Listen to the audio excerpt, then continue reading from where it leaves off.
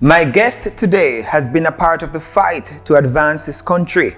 She's from Manchester and she worked her way all the way to Parliament. Maxine Henry Wilson. How are you? Good to be with you. Thanks for having me. Yeah. You look so well rested. Well, I suppose, different people have different experiences during this time. Yeah. And one of the experiences is that, I'm not as up and down, still involved, but physically. Yeah. You're not as mobile and involved. So that's good for you too.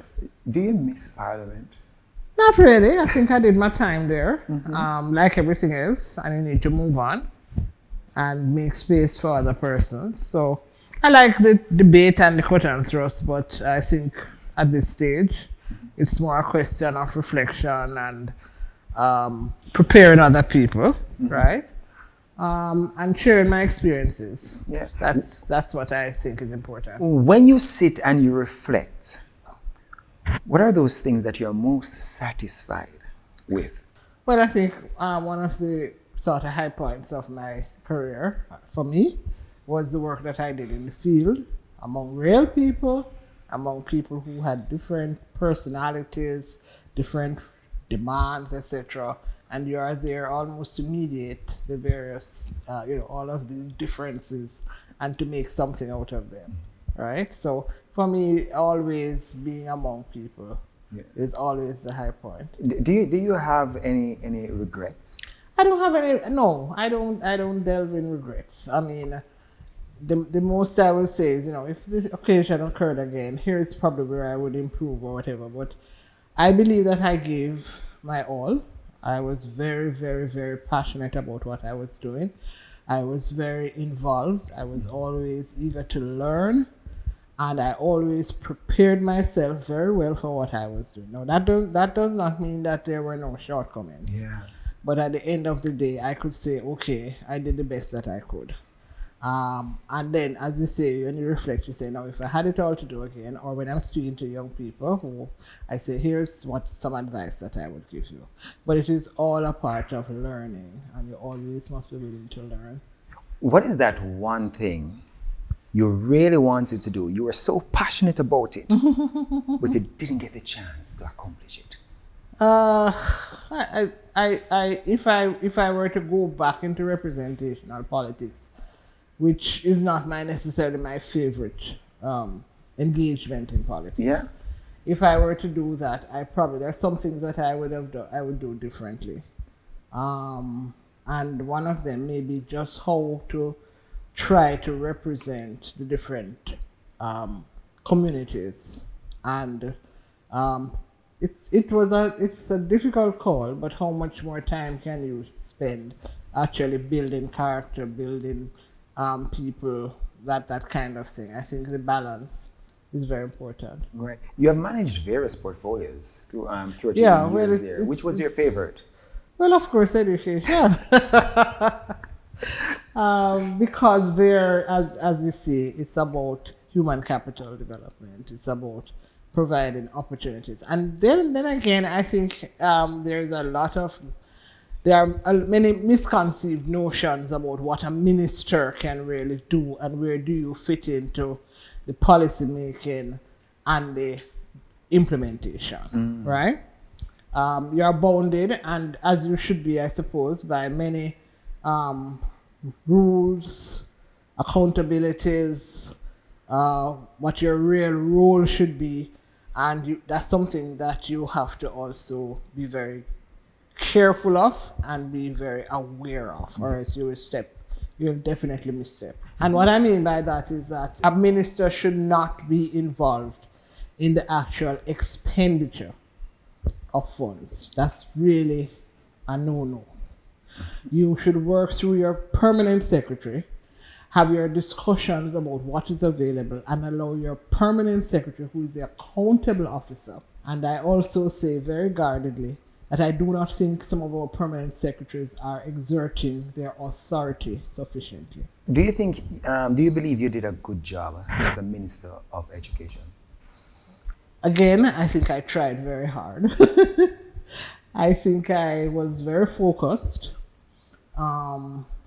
it takes time for you to learn to be a minister or to be anything.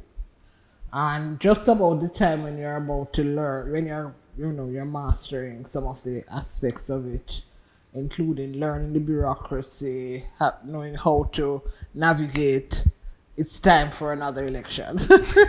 How would you describe um, Maxine? I would say I'm hardworking. I try to understand my environment. I try to add value to wherever I go and whatever I do. Some more places than others. I am ambitious but constrained. In other words, I don't think that it is in my place to be constantly climbing on over other people to get to where I want to go. I have a strong faith that I will achieve what I should by doing what I should. Okay. Where did you get that faith from? Okay, so several places. Well, like everybody, you grew up in different family circumstances. I would say that my family circumstances were as close to the best as they could be. Why? Well, we had a nuclear family, 5 children, right? But parents who were they're not imposing, but they were very clear about how you should behave, what you should do, and how you should do it. So, we are Baptists. My parents were very involved in the Baptist church, and I say were because they're not around anymore. And we all grew up with a very strong Christian underpinning. And we also, all the values and virtues of the Jamaican Christian household, right? And you had to work hard. You had to do your homework, and that was your only business while you were at school, right? You had to participate at school, and you had to just behave yourself. That's what I said. Right? Behave yourself. Yeah. Right, all right. We take a break. It's a fun conversation with Maxine. So when we come back, we learn so much more about the woman who is now enjoying her retirement. The Alrick Show. Welcome back to the show. Former politician Maxine Henry Wilson is here with us. Did you have a timeline to exit politics? Did you plan it?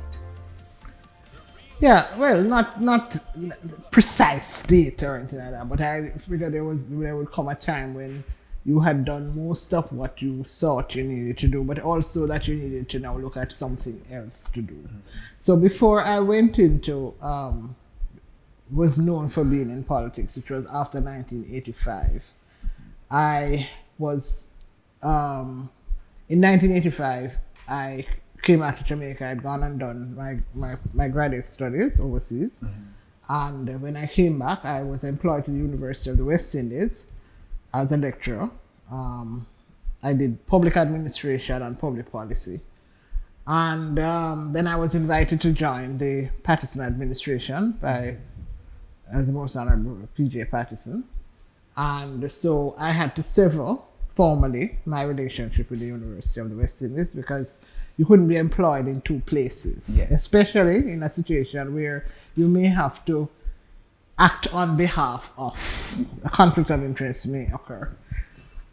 So after that, and I sort of engaged in several portfolios in the government, and I was in Minister of State in Finance at one stage. I was in the Prime Minister's office for a while. I was in information. And having done all of that, and in 2002, I entered representational politics. I was in sort of more organizational, structured politics. And I now entered representational politics, maintained my policy engagement within the government. After that, I felt that, it was really time. It's a very I don't know how people stay in there for a lifetime. Yeah. It's extremely exhausting. I was about to ask you, at times were you overwhelmed with responsibilities? Overwhelmed and just exhausted, because there's no time when you say, okay, I'm not on the line. Once you're there, you're on the line. 24/7. 24/7, and people call you 24/7. They'll call you all the time, and if they can't get you, oh, it's a big quarrel, right? Final day. What was that moment like? The day after the final day was a wonderful day. Because I never saw that one coming. because I could sleep and sleep and sleep, and I slept for about a week. I never knew how tired I was. I slept for about a week. You're like, it's like a new life all over again. Yeah. And when anybody called and said, not me, call so-and-so. Because back then, anything that happened, especially in the ministry, goodness. is Maxine's problem. And during that period, as fate would have it, we had at least three or four major storms. Yeah. Started with Ivan. And I empathize so much now with the Minister of Education, all the other ministers, because what we confronted then was baby steps in comparison to what she is confronting now. Because we had quite a few primary schools in particular that were destroyed, significantly destroyed. And we had to think about where did we put the students. So that was a real challenge. But the real challenge for me was how to get the education system to perform to the level, and I always say to perform to the level of our comparable trading partners. I know we can't. I mean, in terms of performance, there's nothing that prevents us from being among the Finlands and the Singapore. Nothing, except that we just haven't gotten it right. We still haven't gotten it right. But so we're not going to have perhaps the same level of physical facilities. But there is a way in which we can organize ourselves so that we are first world in terms of how we present, in terms of how we teach, in terms of the environment in which our children are made to learn. So that was the real challenge. We did this major study, and the task force report of 2004, which was a real comprehensive insight into where we were and what we needed to do. I really believe that we can. Yes, and I really want to applaud the teachers. Daily I interface with them.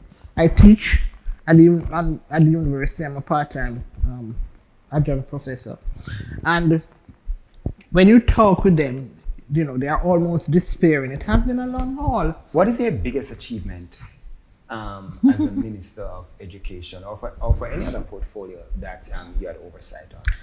Well, I think in the information portfolio, or making that transition to, it was, we started the e-learning project. We started looking at how they could find alternative ways of teaching them. It was not, the exact portfolio was not in ministry, but it was made for us. In other words, all the decisions that were made were to facilitate an e-learning. Because remember, the e-learning, the Universal Access Fund is take the tax from overseas calls. Now you solve one problem and another one come up, because what has happened now is that most people are not using telephony for overseas calls. Yeah, they're using WhatsApp and this and that and the other. So I think if they take the receipts have declined. But I heard another discussion, and they were talking about the use of the smartphone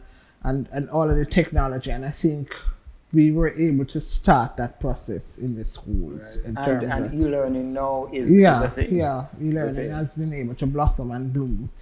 I think the other thing that we tried to do was to just change how people saw themselves as professionals in the education sector. Basically, we started taking people off of the shift system.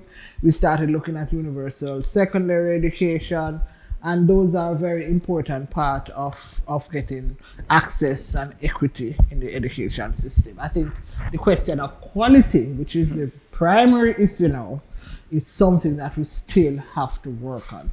The system is not going to be able to perform unless every child has comparably good experiences and teachers are able to embrace Yeah. new methods of teaching. All right, we take a break. When we come back, we talk more with Maxine Henry Wilson. The Alrick Show. Welcome back to the show. We continue this conversation with Maxine Henry Wilson. Why didn't you run for president of the People's National Party or even prime minister? My spirit didn't tell me to. Yeah? No. When I sat the experience of watching, Michael Manley of blessed memory, after he retired, said, "Oh, these are the best years of my life, and I can now read the newspaper because when I read it, none of this depends on me." So I don't think people understand the burden that decision makers bear. Anywhere. I mean, you just have to look on your TV anytime and you see Mr. Biden and everybody, But you have to really want to do it, and you really have to give up a lot to do it. Yeah. And I just, even though I just could not think of all of the public life and the going here and running around there. Yeah, that was not part of what I had in mind at that time. Right. Do you think that all that you have done serving this country, that was your calling? Yeah, I think so. Right. I think it's about service. It's not about accumulating wealth. I still have to be working to live. I thought you'd be wealthy. You're not wealthy. No. I didn't have any time for that. I couldn't even think about anything else but going to work. You see, and the other side about it is that we have to think also about the gender issues, because I did have a small child at the time when I went into representation. When I went into general politics, she was 3 years old. You really do neglect your children to some extent, because you come home late, you leave out early. I always made it my duty to drop my daughter at school, because I thought during the commute she would talk about things. But then there's homework to supervise and making sure that your household is, the groceries is there, and the gardener comes and the clothes wash. These are very practical things you have to do now. Do you wish you had more time with your daughter? Yeah, I do. And I spend a lot I have a grandson. He's 7 years old. Yeah. And I spend a lot of time with him. Did you enjoy the leadership of the most honorable P.J. Patterson? He's a phenomenal leader. Let me tell you, I think he's one of the most underestimated persons, because he's very self-effacing. He's not putting forward himself. But a couple of things. One, he knows governance and government. And he will tell you, when he tells you why some things happen and why things need to be done, you would listen. And I always say to myself, now, who is going to tell our children about some of these things? And I think that's the missing gap right now, right? There's nobody who's reminding people about what are their obligations. So that's one. His phenomenal understanding of this public service, etc., of service, etc. Secondly, his leadership style is about uniting, not dividing. So as members of the cabinet, even now, all the persons who are members of that cabinet, we still keep in touch with each other. Great. If somebody has a problem, if somebody is suffering from grief, or get somebody WhatsApp number or call Parliament about something. Because I think collegiality is very, very important. What was the relationship like between you and the most honorable Portia Simpson? Well, I don't think we had the most cordial relationship, but it was a respectful relationship. Why was that? There may have been a little bit of a competition, I think, or there may have been, we have different personalities, totally different personalities. And some of the personality issues I don't think were properly managed, but our Prime Minister always kept us all together and on the same page and supporting each other. And he never ever allowed us to develop any rifts. So in the cabinet, we were all members of the cabinet, we were respectful to each other. We had our little functions, We even used to have lunch together on cabinet days so that we built a certain vibe among ourselves. But what is happening now to the People's National Party, you think? Because now I know that you're in a WhatsApp group with all the past members of Parliament, and I'm sure there are conversations. What do you guys talk about now? older ones of us, I consider myself to be an elder of the party, right? And by the way, in the British Labour Party and in the Conservative Party, there's such a post. Oh, yeah? I said, yeah, you're elders. You refer things to them and they make decisions. But it's a transitional phase. I don't get very upset or excited about it because I've seen some of this before and I think it's coming together. I think it's not something that you can force, but people have to want and they have to unite around a bigger thing than personalities. Do you think they have the right leader now? Yes, I think that's the person for the time. Every leader is a leader for their time. And I think he's learning. I think people are understanding him more. He's not a braggadocio person. He's not in your face kind of thing. He's a very, restrained, respectful, very deep. When we have meetings, he's there throughout the meeting. He expresses his views, but he doesn't impose it on us, right? And I think we can weld. Yeah. Are you happy? Very happy. How about your husband? He's okay. He's fine. Yes. Happy marriage? Yes. Yeah. Yes. What do you call him? His name is Gladstone. Gladstone. He was in media for a long time. So what's the sweet name you have for it? They call him Gladdy. Gladdy. So when you want something, you say Gladdy. How many children do you have? One big daughter, and I have an adoption. Somebody who brought up, and then I have all these people who come to my house and say, "Grandma, mommy, auntie," all these things. So sometimes I go out and say. And somebody will say, "Hi, Auntie Maxine." I say, "Who are you again?" How long have you been married? 30, nearly 40 years. Yeah, 30 odd years. Yeah. So what are you doing these days? Anything and everything, including coming and having an interview with you. That's good. Yeah. Thank you for that. Yeah. No, I teach part-time at the University of the West Indies. I teach mostly in the School of Education. Now, I used to teach in the Department of Government. I do tertiary education work generally. Like institution, yes. And I'm involved with 2 schools. I'm the chairman of a school board. And I'm the chairman of the education committee of another school. You know that great school around in the corner there called St. Andrew High School? Okay, yes, ma'am. Yes, ma'am. And I am the chairman of Clancarty High School. And that's where I have my sights set to make that school an excellent school. And the children deserve it. Wow. Thank you so very much for spending some time with us today on the Alrick Show. Yeah. Right. And I can see that you're happy. You're quite fine. Nobody's calling and says Maxine problem. Yeah. Or I don't make it my problem. We don't make it your problem. All right. Okay. And all the best to you. Thank you so very much. I appreciate it. Yeah. There you have it. Maxine Henry Wilson. She stopped with us today and you heard her story. I'm Alrick Mackenzie. The Alrick Show will be back next week.